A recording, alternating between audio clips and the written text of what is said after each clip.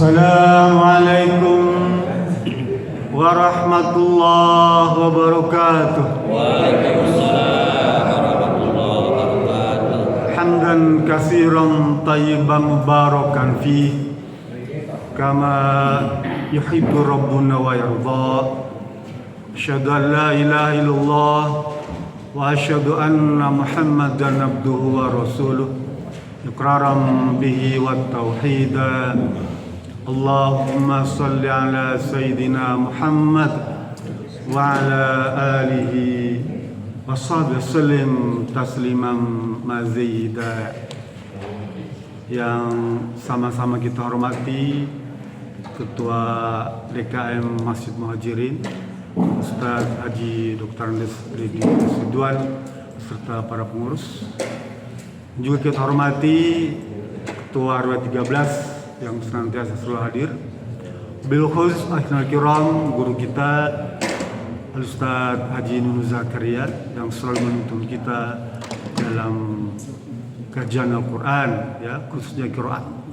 Dan yang dirahmati Allah Subhanahu wa taala, Bapak-bapak, Ibu-ibu, jamaah pesantren lansia Masjid Al-Muhajirin yang berkenan hadir pada subuh kali ini. Pertama-tama tentu saja izinkan kami menyampaikan puji syukur kehadirat Allah Subhanahu wa taala atas berbagai karunia dan nikmat yang telah dilimpahkan kepada kita sekalian. Di antara nikmat yang besar adalah kita diberikan kesempatan untuk membaca Quran, Pak. Pagi-pagi ini kita baca Quran. Ini luar biasa, Pak. Peluang yang sangat besar kita awali dengan sebuah ibadah. Sekalipun mungkin kita belum paham makna atau maksudnya, karena memang ada perintah untuk mentadabbur Al-Quran, ya.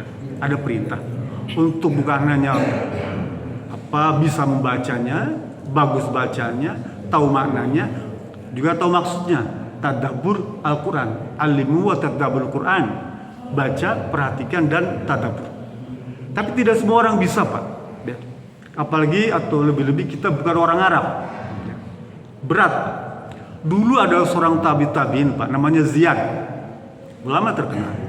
Waktu dia kecil, Pak, kakeknya tuh baca Quran, baca aja, tapi tidak tahu artinya dan tidak tahu maksudnya, karena bukan orang Arab, Pak, ya.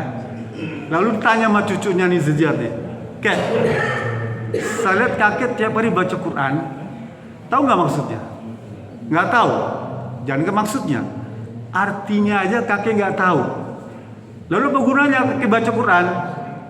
Saya dulu ingat rekan saya Pak Haji Abdurrahim, ya, masih ada ya sekarang, ya, Haji Abdurrahim.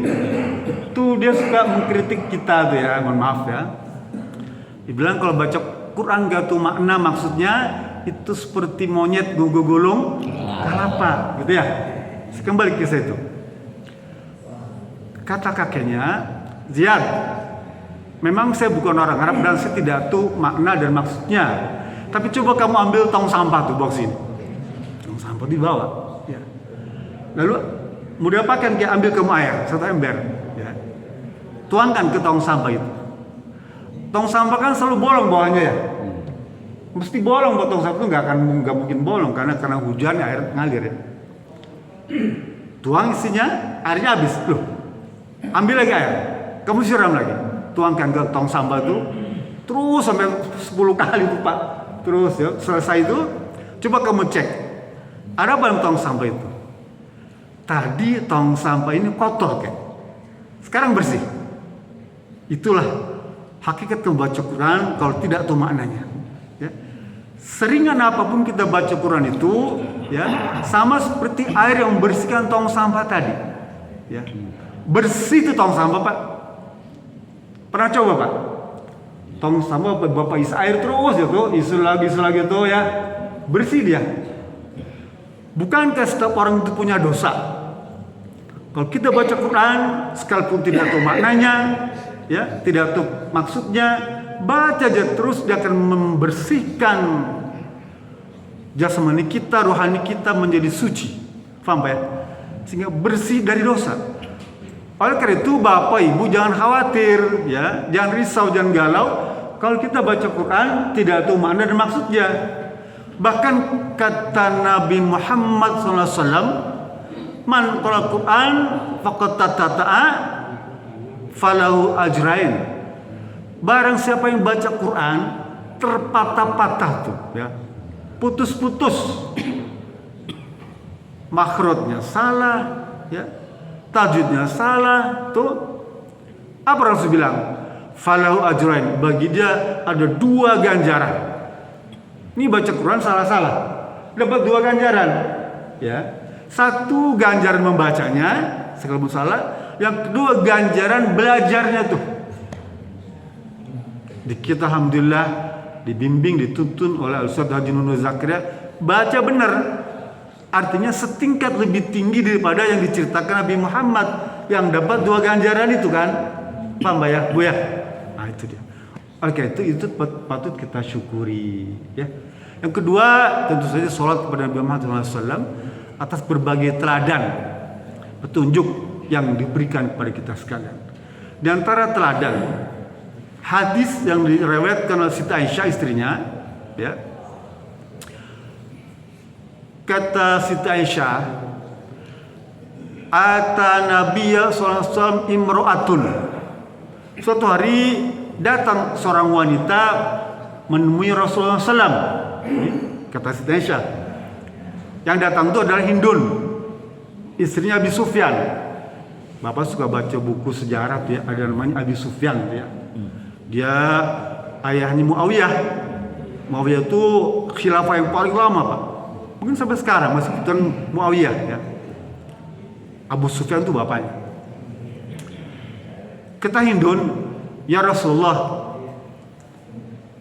inna Aba Sufyan rajulun syahihun la yu'tini ma yakfiki wa waladi illa ma akhadtu minhu wa huwa la ya'lam. Faqala Nabi sallallahu alaihi wasallam, khudhi ma yakfiki wa waladi bil ma'ruf. Atau kama qala, hadis sahih riwayat Bukhari dan Imam Muslim. Hadis ini Bapak Ibu bisa jumpai di Fathul Bari. Syarahnya lengkap penjelasannya ya di Fathul Bari. Karya Ibnu Hajar Al-Asqalani ya. Dia itu kitab monumental yang khusus mensyarah hadis-hadis sahih Al-Bukhari. Ada sekitar 5 atau 6 jilid kitabnya ya, Fathul Bari itu. Boleh Bapak baca, terjemahannya sudah ada. Enak. Itu khusus mengupas hadis-hadis sahih Al-Bukhari. Nah, kata Siti Aisyah, Hindun datang kepada Rasulullah SAW lalu cerita, ya Rasulullah, suami saya nih Abu Sufyan orang yang paling pelit ya, sumpah pelit, kata Hindun istrinya nih, ya Rasulullah, dia tidak pernah ngasih nafkah yang cukup buat saya dan anak-anak saya, kecuali apa yang saya ambil dari dompetnya seperlunya tuh tanpa diketahui oleh suami saya. Ya, apa kata Nabi? Ambillah uang yang ada di dompet suami itu untuk dirimu dan untuk anak-anakmu secukupnya dengan baik-baik. Tuh Bu, pernah Ibu melakukan ini Bu? Sering ya? Gak usah takut Bu, ada hadisnya nih. Ada contohnya gitu ya. Ada contohnya. Kalau ngambil uang dari dompet suami untuk keperluan yang penting tuh ya. Kalau ngambil tanpa diketahui itu namanya apa tuh? Ya Allah. Karena nggak diketahui sama pemiliknya ya. Dan itu dibolehkan dalam Islam. Ya, tuh Bu ya, kan enak ya kalau kita ngaji kan jadi tahu. Oh jadi boleh. Tapi jangan kemudian ini jadi alasan ibu melakukan sering-sering. Bapak lagi ke kamar mandi dompetnya digerayangin tuh. Ya, di dompet gak ada, dia cari di laci. Gak ada. Dicari di kaos kaki ada, di sepatu. Si papa dia mau nyimpen duit di mana-mana. Katanya nggak punya duit. Itu di kaos kaki ada, di sepatu tuh. Itu uang apa itu? Itu uang sial, dia bilang. Kenapa uang sial? Sial karena ketahuan. Ya. Saya teruskan. Betapa Islam menghargai kaum wanita, Bu. Ya.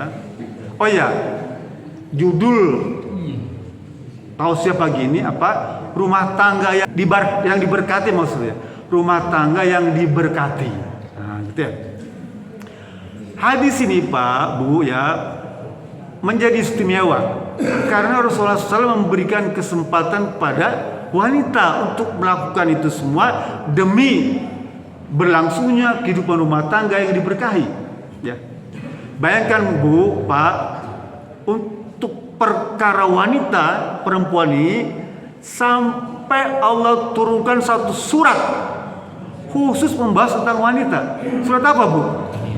An-Nisa yang tadi kita baca tuh, itu surat khusus Allah turunkan sebagai bentuk penghormatan kepada kaum wanita. Jadi kalau Ibu baca ya surat An-Nisa nanti di rumah nih, baca maknanya, baca maksudnya, kalau keburu baca hadisnya, keburu baca syarah penjelasan hadisnya, Ibu akan dapatkan mutiara-mutiara yang paling indah untuk kehidupan wanita. Ya, surat An-Nisa. Jadi kita pun sama sebagai laki-laki harus memberikan penghormatan kepada wanita, kan Allah saja mengutamakan kaum wanita. Ya, kata Rasulullah apa? Ad-dunya mataun. Dunia ini perhiasan.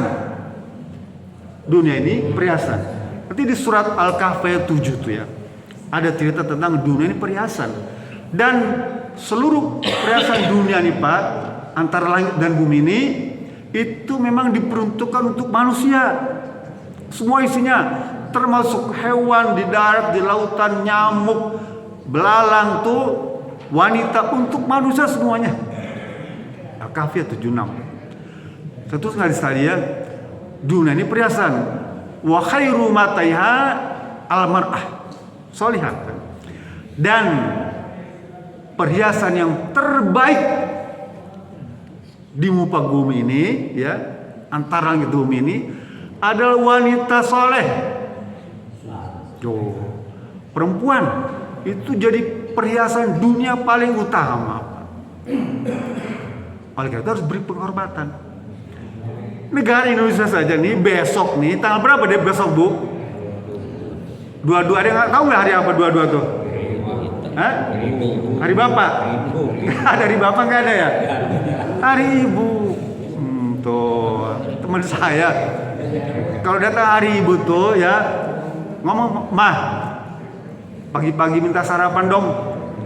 Kata istrinya, "Pak, Papa tahu nggak hari apa ini? Tanggal berapa?" "Tanggal 22. Hari apa?" "Hari Ibu." "Mama libur." Gitu. Kalau Papa mau pesen makanan, pesen aja online tuh. Kan tinggal klik handphone tuh. Waduh, pesen online. Sore-sore mau makan malam tuh, "Mah, siapin makan malam dong nih." "Ini hari apa?" "Hari Ibu." Papa pesen aja online dah. Tinggal klik aja. Malam-malam tuh suami lagi pengen, "Mah, Papa pengen nih, gimana nih?" "Papa kan tahu nih hari Ibu, Papa libur." "Oh, kalau gitu Mama ngizinin Papa pesan online ya, COD ya? Bisa nih dateng nih yang bohai nih." COD. Waduh, bisa begitu tuh ya? "Enggak, Pak. Mama hari Ibu nih pengen ganti posisi." "Wow, oh gitu, boleh bilang. Ganti posisi. Mama pengen lesehan di sofa sambil nonton TV." Wah, dibilang bagus kesempatan ini. Ya, Mama duduk di sofa nonton TV. Lalu kerja apa, Pak? Papa nyuci piring, nyuci baju, setrika. Gitu.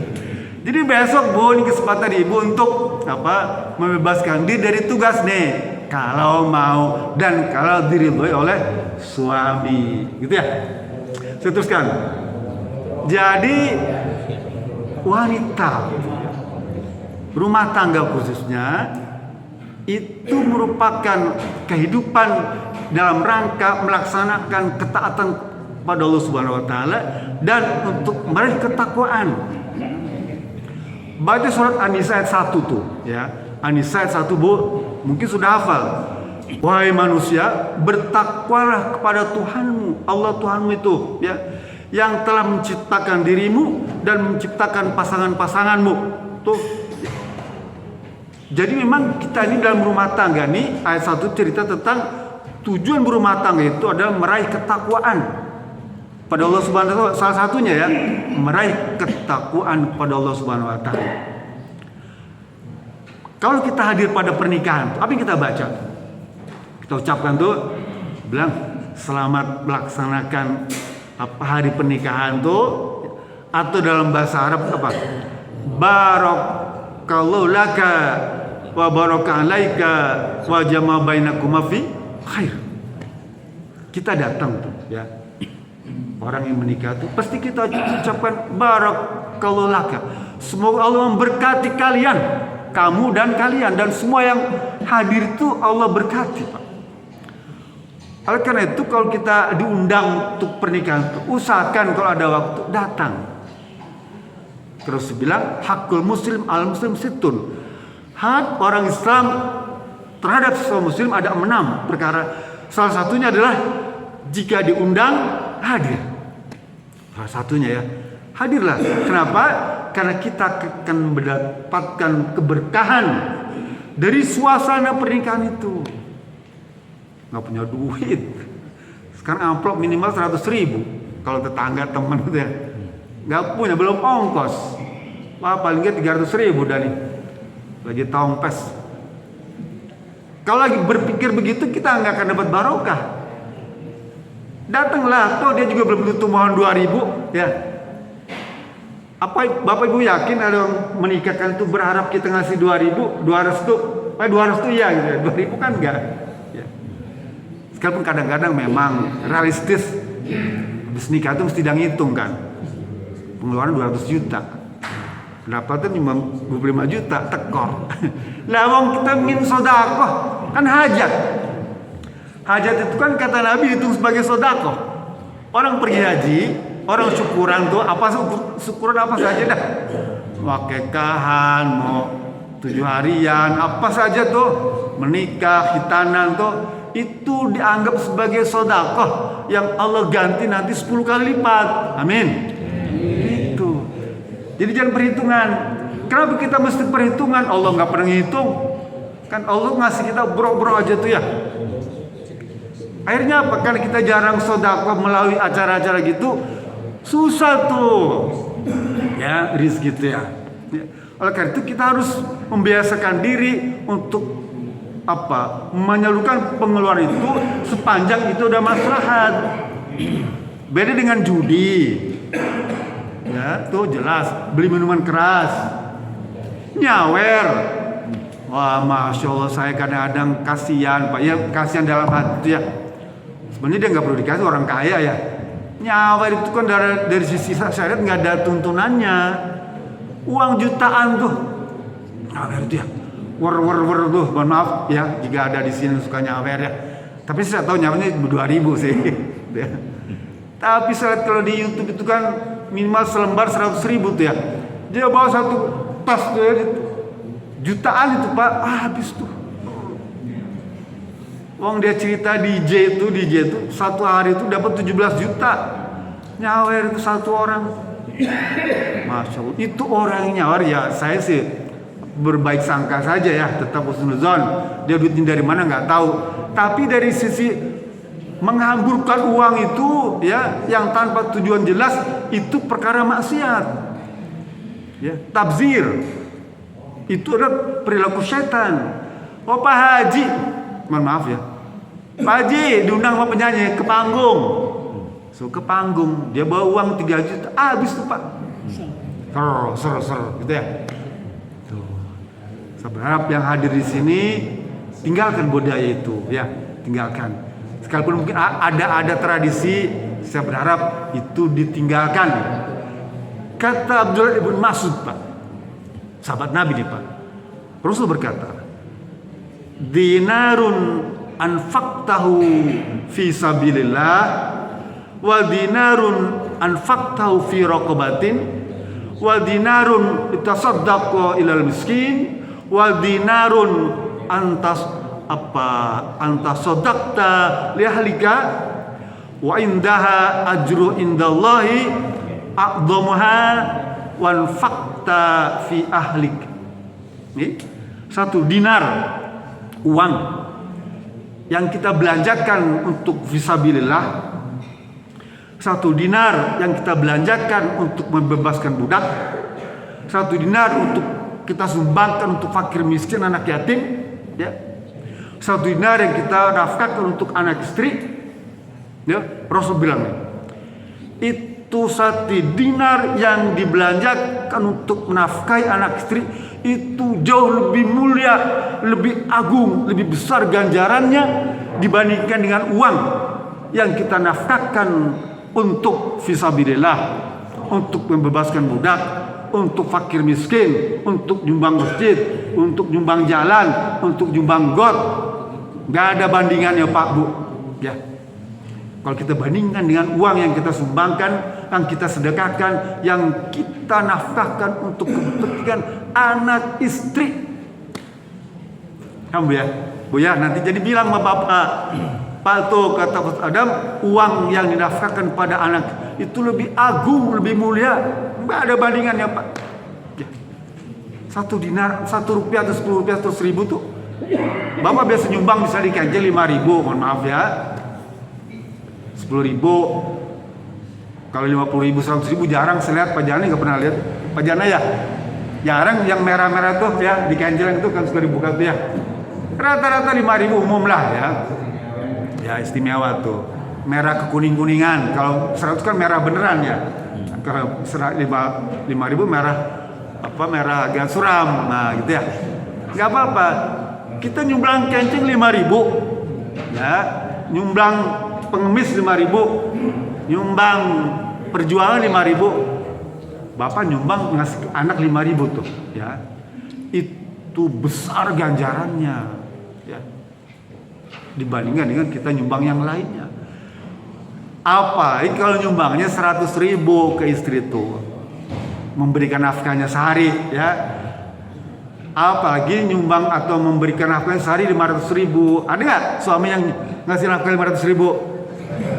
Ada ya, mesti ada orang GBM, mesti ada 500.000 tiap hari itu.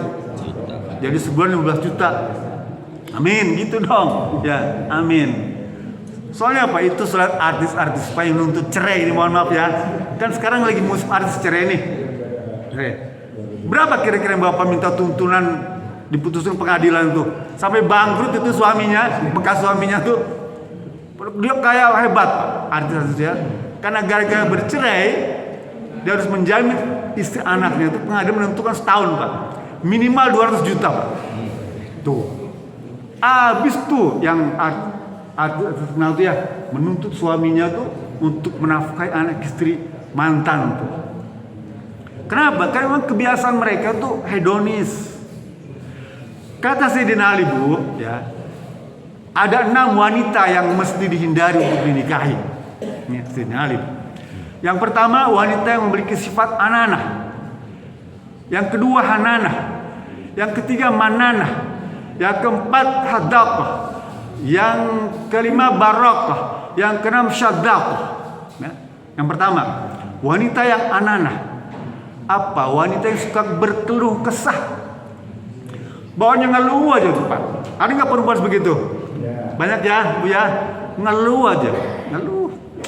Dikasih suami jajan sehari itu nafkah 50.000 ngeluh, nggak cukup Pak.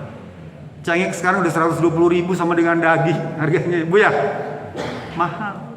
Beras yang premium udah 16.000, beli 10.000 udah jelek. Beli yang di koperasi apalagi dia bilang mahal. Ya nuntut, ya, ngeluh terus. Yang kedua, hanana, menuntut, ya. Menuntut, Pak. Itu tetangga udah beli kulkas tuh, saya jadi kedinginan Pak, panas dingin. Menuntut terus tuh, hanana. Nah Sayyidina Ali pesan jangan nikah yang orang gini sejak awal dia. Yang ketiga, manana, wanita yang suka mengungkit-ungkit pemberian. Wanita yang suka mengungkit-ungkit bantuan tuh wanita yang suka mungkin kebaikan kepada orang lain, diungkit terus. Bala di dia tuh boga tiung, usai dibere hiji. Nah, gitu ya. Ungkit. Yang ketiga, yang keempat, wanita yang sifatnya hadaqah. Apa hadaqah? Itu pemboros. Boros. Nih. Hati-hati. Kan tadi orang makan dulu waktu zaman saya kecil, Pak, Bu ya. Itu bedak tuh pakai beras kencur. Apa? Nini saya itu pakai apa beras kencur itu ya. Paling hebat tuh pakai FIFA, gitu ya. Betul. Sari paci kan ya. Wah. Misalkan rambut pakai apa? Lavender ya. Lavender loh. Masih ingat Pak ya? Sekarang ibu-ibu dikasih itu mana mau dia? Bedaknya Revlon. Lipstiknya pakai lihat tulip. Wah, itu kelas elit semua. Wah, nggak kebeli kita. Ya, belum alisnya yang warna itu kan. Minta buat cetar ininya apa? Alisnya kan. Rambutnya di apa? Blonding. Bleaching. Semua tuh itu biaya mahal. Memang perempuan lebih mahal biayanya, Pak. Bisa Bapak punya anak perempuan, laki-laki. Beda jajannya kan. Perempuan harus beli kosmetik. Laki-laki kan enggak, relatif jarang lah. Kalau laki-laki beli kosmetik mesti curiga, gitu ya. Bapak curiga. Bapak punya cucu laki-laki nuntut beli kosmetik, curiga, harus curiga gitu ya. Perempuan lebih besar, apalagi ada pembalut segala. Kan sekarang pembalut mahal, Pak. Oh ya. Apalagi yang bersayap, lebih mahal lagi dia. Apa tadi itu? Apa hadak ya? Yang ke-5 barakah. Barakah ini pesolek, ya tadi tuh. Jangan dandan terus ya, dandan butuh. Sedang bilang kamu jangan nikahi wanita yang pesolek. Kamu repot tadi, bisa boros ngabisin harta, kan? Sekarang nikah sekali facial lupa Bu ya berapa? 200.000 di depan tuh. Cuci muka. Nah, belum ikut program pelangsingan tubuh.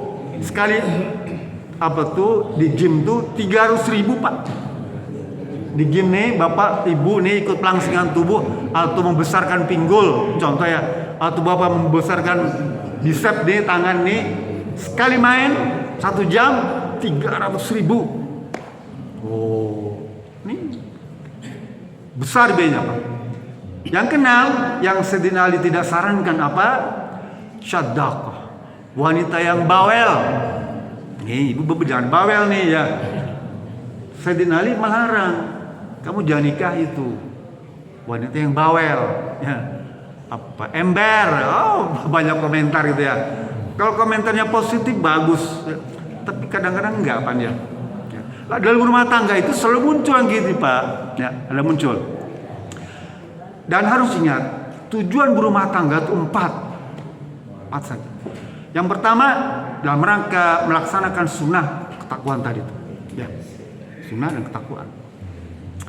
Yang kedua, untuk mendapatkan ketenangan, kenyamanan, ketentraman hidup tuh. Baca nanti surat Ar-Rum ayat 21 tuh.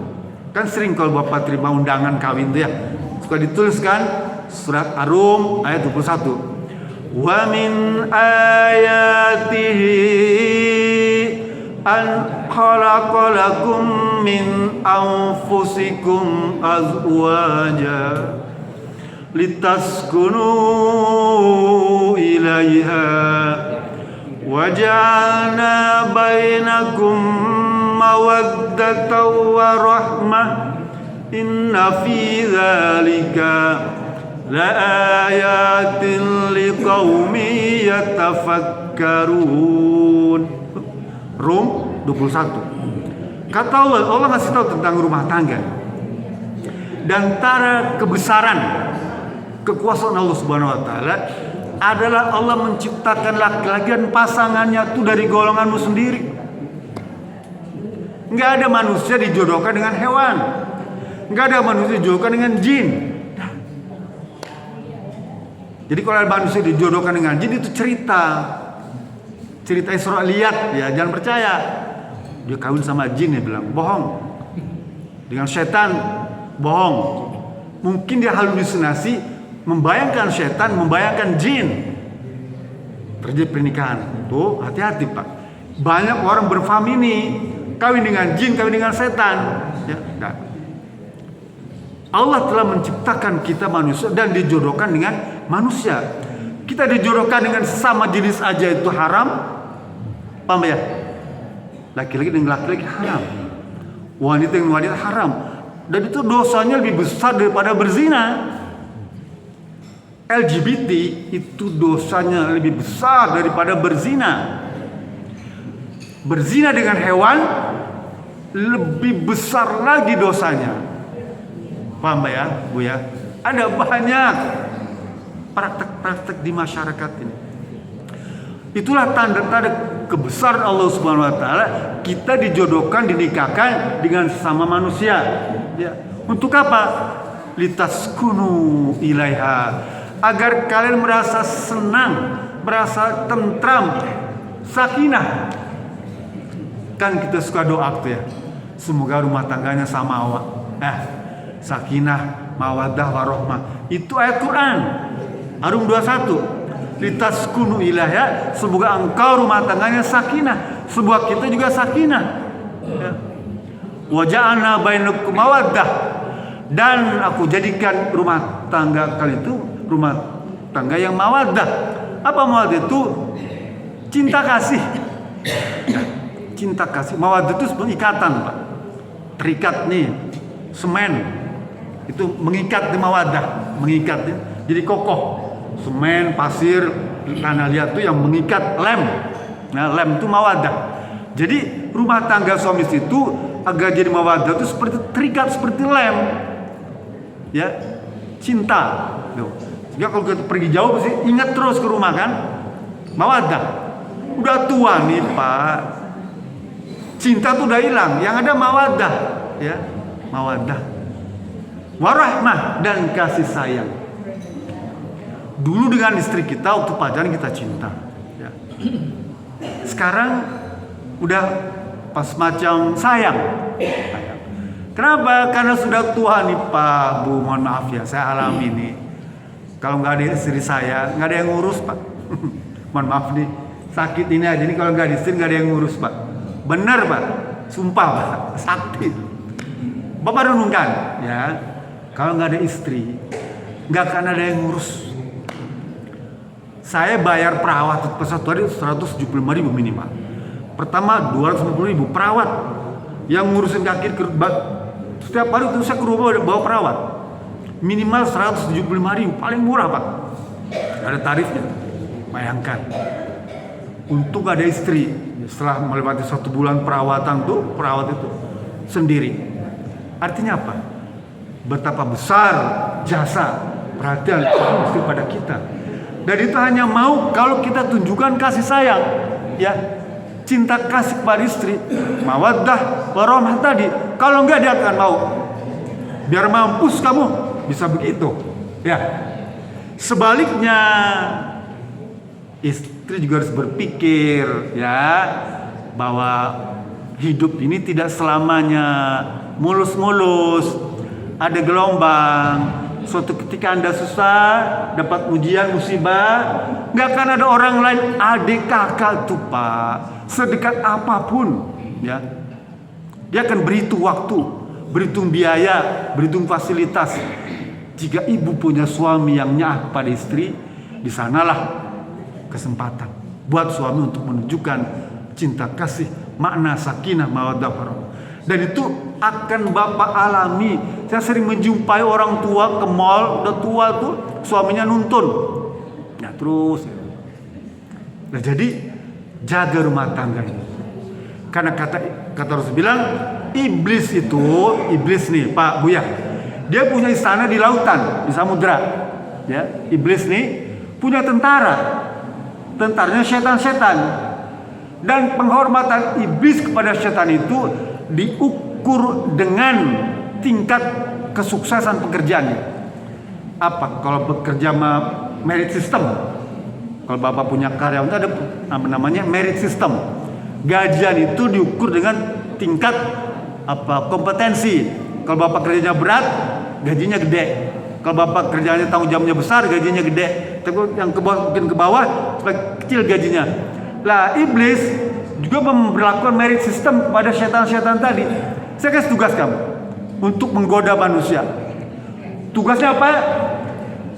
Yang bisa menjerumuskan mereka pada kemaksiatan, kejahatan, dia akan mendapatkan ganjaran. Datang tuh, wah iblis, saya berusaha menggoda rumah tangga, dan dia bisa melakukan maksiat.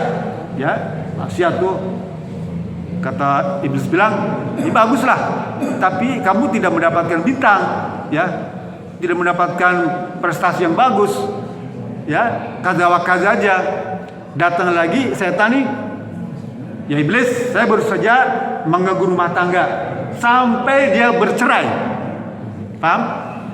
Rumah tangga itu digoda sama setan sampai dia bercerai itu, ya. Karena sering ikut dangdutan tadi tuh, ya, duitnya habis ya, kepecut sama penyanyinya, ya, kepecut sama sinden, bubar rumah tangga tuh. Kata setan, rumah tangga dia sampai bercerai. Wah iblis, buat kamu permata, buat kamu mahkota, kamulah yang menjadi bintang 5. Paham bu ya? Setan yang bisa mengganggu rumah tangga sampai dia bercerai, dia sampai mendapatkan peringkat tertinggi itu di mata iblis itu. Jadi hati-hati kita nih Pak, udah tua, jangan tergoda, jangan sampai kita menjatuhkan talak. Karena perkara yang paling besar dalam urusan agama umat Islam adalah talak. Talak masalah besar. Masalah ekonomi, PDB macam-macam itu enggak kecil Pak. Allah perkara talak ini sampai Allah turunkan satu surat, namanya surat apa? Talak.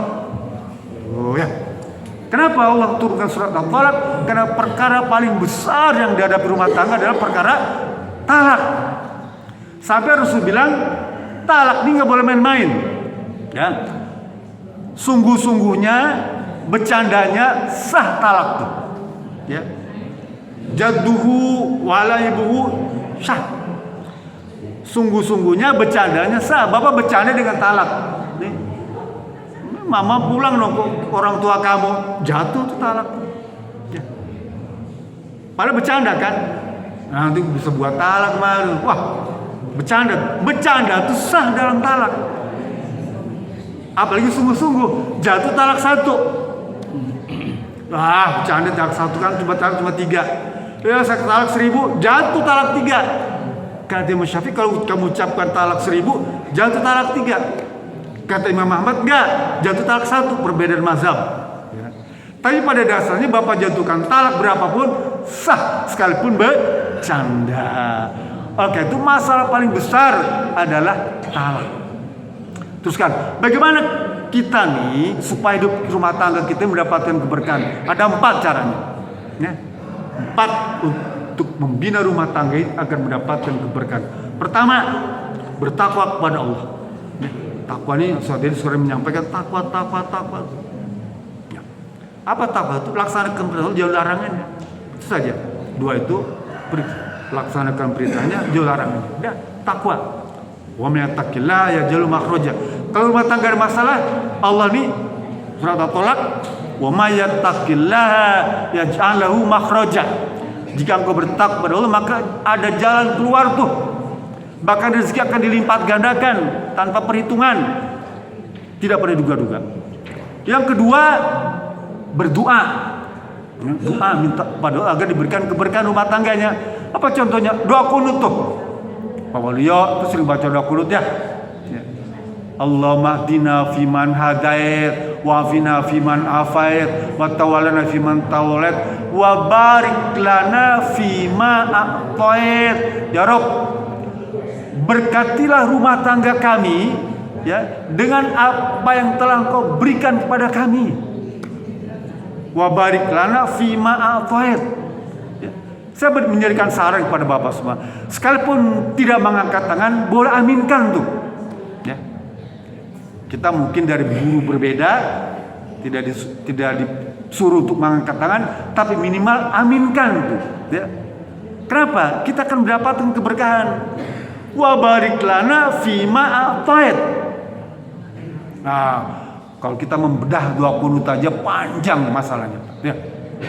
Jadi berdoa dan khusus berdoa lagi sendiri minta keberkahan tuh, ya. Yang ketiga apa? Memberikan nafkah yang halal. Ya. Nafkahi rumah tangga itu dengan yang halal. Kalau yang haram udah kasih ke yang lain aja lah. Udah, tinggalkan. Mulai tinggalkan yang haram-haram tuh, tinggalkan. Kenapa? Kali kita ingin mendapatkan keberkahan. Memang peluang banyak untuk mendapatkan yang haram, tapi kita pengen yang halal, ya. 3 tuh, agar kita barokah. Dan yang keempat, jauhkan lingkungan yang bisa mendatangkan maksiat kepada Allah Subhanahu wa taala. Apakah tuh teman-teman ya, komunitas, media sosial, kumpul-kumpulan yang kira-kira punya potensi mendatangkan kemaksiatan, kemungkaran, gak usah datang, ya. Itu saja yang bisa mendatangkan keberkahan. Mungkin ada lagi yang lain, silahkan. Keberkahan itu adalah wa kasratul khair wa ziyadah. Apa? Kumpulan kebaikan yang banyak dan terus bertambah. Jadi barokah itu kan terus bertambah. Amin. Mudah-mudahan kita semua yang hadir ini senantiasa diberkati Allah Subhanahu wa taala. Assalamualaikum warahmatullahi wabarakatuh.